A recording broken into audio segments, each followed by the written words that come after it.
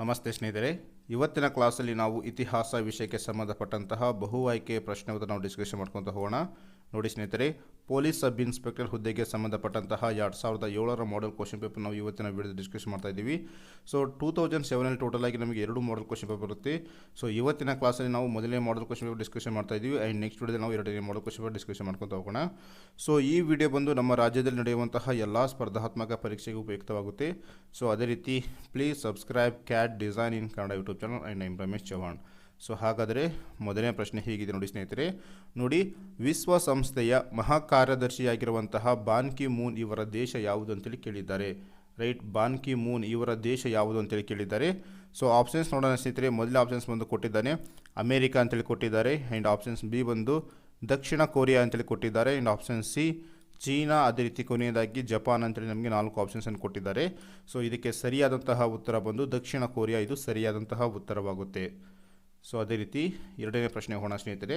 ನೋಡಿ, ಕೆಳಕಂಡ ಜೋಡಿಗಳನ್ನು ಹೊಂದಿಸಿ ಅಂತೇಳಿ ಕೊಟ್ಟಿದ್ದಾರೆ. ಎರಡನೇ ಪ್ರಶ್ನೆ ಹೀಗಿದೆ.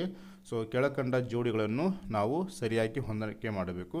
ಸೊ ಇಲ್ಲಿ ಪಟ್ಟಿ ಎ ಮತ್ತು ಪಟ್ಟಿ ಬಿ ಅಂತೇಳಿ ಕೊಟ್ಟಿದ್ದಾರೆ. ಸೊ ಪಟ್ಟಿ ಎ ನೋಡಿ ಎರಡನೇ ಸಂಗಮ್ ಅಂತೇಳಿ ಕೊಟ್ಟಿದ್ದಾರೆ, ಆ್ಯಂಡ್ ಅದೇ ರೀತಿ ಮೂರನೇ ಸಂಗಮ್ ಮೊದಲನೇ ಬೌದ್ಧ ಮಂಡಳಿ ಅಂತೇಳಿ ಕೊಟ್ಟಿದ್ದಾರೆ, ಆ್ಯಂಡ್ ಡಿ ಯಲ್ಲಿ ಮೂರನೇ ಬೌದ್ಧ ಮಂಡಳಿ ಅಂತೇಳಿ ಕೊಟ್ಟಿದ್ದಾರೆ. ಸೊ ಅದೇ ರೀತಿ ಪಟ್ಟಿ ಬಿ ಯಲ್ಲಿ ನೋಡಿ ಸ್ನೇಹಿತರೆ ಅಭಿಧಮ್ಮ ಪಿಟಕ, ತೊಳ್ಕಪಿಳಂ ಆ್ಯಂಡ್ ತ್ರಿಪಿಟಕ, ಆ್ಯಂಡ್ ಕೊನೆಯದಾಗಿ ಶಿಲಪ್ಪಾಧಿಕಾರಂ ಅಂತೇಳಿ ನಮಗೆ 4 ವಾಕ್ಯಗಳನ್ನು ಕೊಟ್ಟಿದ್ದಾರೆ. ಇದನ್ನು ನಾವು ಸರಿಯಾಗಿ ಹೊಂದಾಣಿಕೆ ಮಾಡಬೇಕು. ಸೊ ಹಾಗಾದರೆ ನೋಡಿ ಸ್ನೇಹಿತರೆ, ಇಲ್ಲಿ ಎರಡನೇ ಸಂಗಮ್, ಸೊ ಎರಡನೇ ಸಂಗಮ್ ಇದಕ್ಕೆ ಸರಿಯಾದಂತಹ ಆಯ್ಕೆ ಬಂದು ತೊಳ್ಕಪಿಯಂ, ಇದು ಸರಿಯಾದಂತಹ ಆಯ್ಕೆಯಾಗುತ್ತೆ ಸ್ನೇಹಿತರೆ. ಸೊ ಒಂದನೇದಕ್ಕೆ ಎರಡನೇ ಸರಿಯಾದಂತಹ ಆಯ್ಕೆ. ಸೊ ಅದೇ ರೀತಿ ಮೂರನೇ ಸಂಗಮ್, ಸೊ ಮೂರನೇ ಸಂಗಮ್ ಇದಕ್ಕೆ ಶಿಲಪ್ಪಾಧಿಕಾರಂ, ಇದು ಸರಿಯಾದಂತಹ ಆಯ್ಕೆಯಾಗುತ್ತೆ ಸ್ನೇಹಿತರೆ. ಸೊ ಮೂರನೇ ಸಂಗಮ್ ಶಿಲಪ್ಪಾಧಿಕಾರಂ ಸರಿಯಾದಂತಹ ಆಯ್ಕೆ. ಅದೇ ರೀತಿ ಮೂರನೆಯ ಬೌದ್ಧ ಮಂಡಳಿ ಇದಕ್ಕೆ ತ್ರಿಪಿಟಕ ಸರಿಯಾದಂತಹ ಆಯ್ಕೆಯಾಗುತ್ತೆ ಸ್ನೇಹಿತರೆ. ಅದೇ ರೀತಿ ಕೊನೆಯದಾಗಿ ಮೂರನೇ ಬೌದ್ಧ ಮಂಡಳಿ, ಸೊ ಮೂರನೇ ಬೌದ್ಧ ಮಂಡಳಿ, ಇಲ್ಲಿ ಮೊದಲನೇ ಬೌದ್ಧ ಮಂಡಳಿ ಆ್ಯಂಡ್ ಇಲ್ಲಿ ಮೂರನೆಯ ಬೌದ್ಧ ಮಂಡಳಿ, ಇದಕ್ಕೆ ಸರಿಯಾದಂತಹ ಉತ್ತರ ಬಂದು ಅಭಿಧಮ್ಮ ಪಿಟಕ, ಇದು ಸರಿಯಾದಂತಹ ಆಯ್ಕೆಯಾಗುತ್ತೆ ಸ್ನೇಹಿತರೆ. ರೈಟ್. ಸೊ ಒಂದನೇದಕ್ಕೆ ಎರಡನೇದು ಸರಿಯಾದಂತಹ ಆಯ್ಕೆ, ಬಿಗೆ 4ನೇದು ಸರಿಯಾದಂತಹ ಆಯ್ಕೆ ಆಗುತ್ತೆ, ಆ್ಯಂಡ್ ಸಿಗೆ ಬಂದು ನಮಗೆ 3ನೇದು ಸರಿಯಾದಂತಹ ಆಯ್ಕೆ, ಆ್ಯಂಡ್ ಕೊನೆಯದಾಗಿ ಡಿಗೆ 1ನೇದು ಸರಿಯಾದಂತಹ ಆಯ್ಕೆಯಾಗುತ್ತೆ. ಸೊ ಅದೇ ರೀತಿ ಮೂರನೇ ಪ್ರಶ್ನೆಗೆ ಹೋಗೋಣ ಸ್ನೇಹಿತರೆ. ನೋಡಿ, ಗಜನಿ ಮಹಮ್ಮದ್ ಜೊತೆ ಬಂದಂತಹ ವಿದ್ವಾಂಸನ ಹೆಸರು ಏನಂತೇಳಿ ಕೇಳಿದ್ದಾರೆ. ಸೊ ಮೂರನೇ ಪ್ರಶ್ನೆ ಹೀಗಿದೆ, ಗಜನಿ ಮಹಮ್ಮದ್ ಅವರ ಜೊತೆ ಬಂದಿರುವಂತಹ ಒಂದು ವಿದ್ವಾಂಸನ ಹೆಸರು ಯಾವುದು ಅಂತೇಳಿ ಕೇಳಿದ್ದಾರೆ ಸ್ನೇಹಿತರೆ. ಸೊ ಆಪ್ಷನ್ಸ್ ನೋಡೋಣ ಸ್ನೇಹಿತರೆ. ಇಬ್ನಾ ಬತೂತಾ ಅಂತೇಳಿ ಕೊಟ್ಟಿದ್ದಾನೆ, ಮೊದಲನೇ ಆಪ್ಷನ್ಸ್ ಬಂದು Ibn Battuta, and options B ಬಂದು ಅಲ್ ಬರೂನಿ ಅಂತೇಳಿ ಕೊಟ್ಟಿದ್ದಾರೆ, and option C Amir Khusro, and ಕೊನೆಯದಾಗಿ ನಮಗೆ ಸೊ ಮೇಲಿನ ಯಾವುದು ಅಲ್ಲ ಅಂತೇಳಿ ನಮಗೆ 4 ಆಪ್ಷನ್ಸನ್ನು ಕೊಟ್ಟಿದ್ದಾನೆ. ಸೊ ಇದಕ್ಕೆ ಸರಿಯಾದಂತಹ ಉತ್ತರ ಬಂದು ಅಲ್ ಬರೂನಿ, ಇದು ಸರಿಯಾದಂತಹ ಉತ್ತರ ಆಗುತ್ತೆ ಸ್ನೇಹಿತರೆ. ನೋಡಿ, ಮಹಮ್ಮದ್ ಗಜನಿ, ಸೊ ಗಜನಿ ಮಹಮ್ಮದರ ಜೊತೆಗೆ ಬಂದಂತಹ ವಿದ್ವಾಂಸನ ಹೆಸರು ಅಲ್ ಬರೂನಿ, ಇದು ಸರಿಯಾದಂತಹ ಆಯ್ಕೆಯಾಗುತ್ತೆ.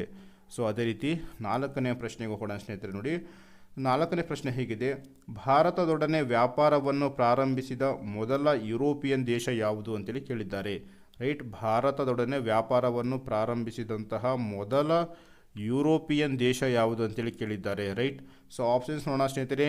ಪೋರ್ಚುಗಲ್ ಅಂತೇಳಿ ಕೊಟ್ಟಿದ್ದಾನೆ, ಆಪ್ಷನ್ಸ್ ಬಿ ಬಂದು ಹಾಲೆಂಡ್, ಫ್ರಾನ್ಸ್ ಆ್ಯಂಡ್ ಇಂಗ್ಲೆಂಡ್ ಅಂತೇಳಿ ನಮಗೆ 4 ಆಪ್ಷನ್ಸನ್ನು ಕೊಟ್ಟಿದ್ದಾನೆ. ಸೊ ಇದಕ್ಕೆ ಸರಿಯಾದಂತಹ ಉತ್ತರ ಬಂದು ಪೋರ್ಚುಗಲ್ ಸರಿಯಾದಂತಹ ಆಯ್ಕೆಯಾಗುತ್ತೆ. ಭಾರತದೊಡನೆ ವ್ಯಾಪಾರವನ್ನು ಪ್ರಾರಂಭಿಸಿದ ಮೊದಲ ಯುರೋಪಿಯನ್ ಕಂಟ್ರಿ ಯಾವುದಂತ ಕೇಳಿದಾಗ ಪೋರ್ಚುಗಲ್, ಇದು ಸರಿಯಾದಂತಹ ಉತ್ತರ. ಅದೇ ರೀತಿ 5ನೇ ಪ್ರಶ್ನೆ ಹೋಗೋಣ ಸ್ನೇಹಿತರೆ. ನೋಡಿ, ಕನ್ನಡದ ಪ್ರಥಮ ಗದ್ಯ ಕೃತಿ ಯಾವುದು? ಕನ್ನಡದ ಪ್ರಪ್ರಥಮ ಗದ್ಯ ಕೃತಿ ಯಾವುದು ಅಂತೇಳಿ ಕೇಳಿದ್ದಾರೆ. ಸೊ ಆಪ್ಷನ್ಸ್ ಒಡ್ಡರಾಧನೆ, ಶಬ್ದಮಣಿ ದರ್ಪಣ, ಕವಿರಾಜ ಮಾರ್ಗ, ಆ್ಯಂಡ್ ಕೊನೆಯದಾಗಿ ಶಾಂತಿ ಪುರಾಣ ಅಂತೇಳಿ ಕೊಟ್ಟಿದ್ದಾರೆ. ಸೊ ಇದಕ್ಕೆ ಸರಿಯಾದಂತಹ ಉತ್ತರ ಬಂದು ಒಡ್ಡರಾಧನೆ, ಇದು ಸರಿಯಾದಂತಹ ಆಯ್ಕೆಯಾಗುತ್ತೆ. ಕನ್ನಡದ ಪ್ರಪ್ರಥಮ ಗದ್ಯ ಕೃತಿ ಒಡ್ಡರಾಧನೆ, ಇದು ಸರಿಯಾದಂತಹ ಆಯ್ಕೆ. ಸೊ ಅದೇ ರೀತಿ ನಾವು 6ನೇ ಪ್ರಶ್ನೆ ಹೋಗೋಣ ಸ್ನೇಹಿತರೆ. ನೋಡಿ, ಯಶೋಧರ ಚರಿತೆ, ಸೊ ಈ ಒಂದು ಕೃತಿಯನ್ನು ಬರೆದವರು ಯಾರು? ರೈಟ್, ಯಶೋಧರ ಚರಿತೆ, ಈ ಒಂದು ಕೃತಿಯನ್ನು ಬರೆದವರು ಯಾರು ಅಂತೇಳಿ ಕೇಳಿದ್ದಾರೆ. ಸೊ ಆಪ್ಷನ್ಸ್ ನೋಡೋಣ. ಪೊನ್ನ, ಪಂಪ, ಜನ್ನ ಆ್ಯಂಡ್ ರನ್ನ ಅಂತೇಳಿ ನಮಗೆ 4 ಆಪ್ಷನ್ಸನ್ನು ಕೊಟ್ಟಿದ್ದಾರೆ. ಸೊ ಇದಕ್ಕೆ ಸರಿಯಾದಂತಹ ಉತ್ತರ ಬಂದು ಜನ್ನ. ಸೊ ಯಶೋಧರ ಚರಿತೆ ಈ ಒಂದು ಕೃತಿಯನ್ನು ಬರೆದವರು ಜನ್ನ ಸರಿಯಾದಂತಹ ಆಯ್ಕೆಯಾಗುತ್ತೆ. ಸೊ ಅದೇ ರೀತಿ 7ನೇ ಪ್ರಶ್ನೆ ಹೋಗೋಣ ಸ್ನೇಹಿತರೆ. ನೋಡಿ, ಮೊದಲಿಗೆ ಗಾಂಧೀಜಿಯವರ ಅನುಯಾಯಿಯಾಗಿ ನಂತರ ಅವರಿಂದ ದೂರವಾಗಿ ಆತ್ಮಗೌರವ ಚಳುವಳಿ ಎನ್ನುವ ಚಳುವಳಿಯನ್ನು ಆರಂಭಿಸಿದವರು ಯಾರು ಅಂತೇಳಿ ಕೇಳಿದ್ದಾರೆ. ರೈಟ್, ನೋಡಿ, ಮೊದಲಿಗೆ ಗಾಂಧೀಜಿಯವರ ಅನುಯಾಯಿಯಾಗಿ ನಂತರ ಅವರಿಂದ ದೂರವಾಗಿ ಆತ್ಮಗೌರವ ಚಳುವಳಿ, ನೋಡಿ ಇದು ವರ್ಡ್ ಮೇನ್ ಇಂಪಾರ್ಟೆಂಟ್, ಆತ್ಮಗೌರವ ಚಳುವಳಿ ಚಳುವಳಿಯನ್ನು ಆರಂಭಿಸಿದವರು ಯಾರು ಅಂತೇಳಿ ಕೇಳಿದ್ದಾರೆ. ಆಪ್ಷನ್ಸ್ ನೋಡೋಣ. ಛತ್ರಪತಿ ಮಹಾರಾಜ್ ಆ್ಯಂಡ್ ಅದೇ ರೀತಿ ನಮಗೆ ರಾಮಸ್ವಾಮಿ ನಾಯಕರ್ ಅಂತೇಳಿ ಕೊಟ್ಟಿದ್ದಾರೆ, ಆ್ಯಂಡ್ ತ್ಯಾಗರಾಜ್ ಚಿಟ್ಟಿ, ಆ್ಯಂಡ್ ಕೊನೆಯದಾಗಿ ಜ್ಯೋತಿಬಾ ಫುಲೆ ಅಂತೇಳಿ ನಮಗೆ 4 ಆಪ್ಷನ್ಸನ್ನು ಕೊಟ್ಟಿದ್ದಾನೆ. ಸೊ ಇದಕ್ಕೆ ಸರಿಯಾದಂತಹ ಉತ್ತರ ಬಂದು ರಾಮಸ್ವಾಮಿ ನಾಯಕರ್, ಇದು ಸರಿಯಾದಂತಹ ಉತ್ತರವಾಗುತ್ತೆ ಸ್ನೇಹಿತರೆ.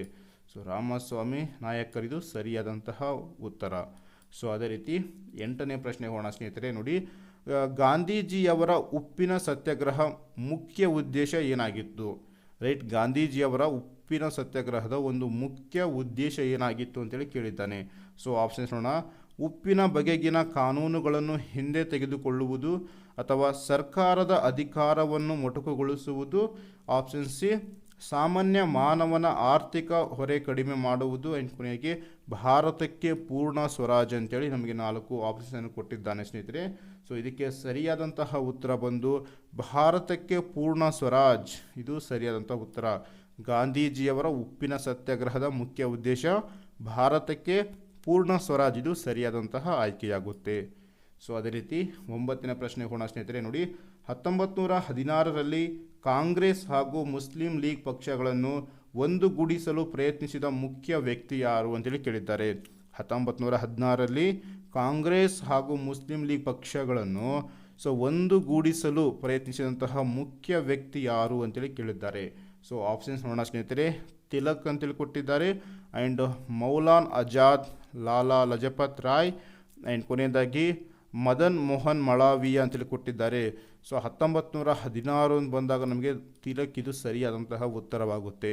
ಸೊ ತಿಲಕ್ ಅವರು 1916ರಲ್ಲಿ ಕಾಂಗ್ರೆಸ್ ಹಾಗೂ ಮುಸ್ಲಿಂ ಲೀಗ್ ಪಕ್ಷಗಳನ್ನು ಒಂದುಗೂಡಿಸಲು ಪ್ರಯತ್ನ ಮಾಡಿದಂತಹ ಮುಖ್ಯ ವ್ಯಕ್ತಿಯಾಗುತ್ತಾರೆ. ಸೊ ಅದೇ ರೀತಿ 10ನೇ ಪ್ರಶ್ನೆ ಹೀಗಿದೆ. ಕರ್ನಾಟಕದ ದಂಡಿ ಎಂದು ಕರೆಯಲ್ಪಡುವಂತಹ ಊರು ಯಾವುದು?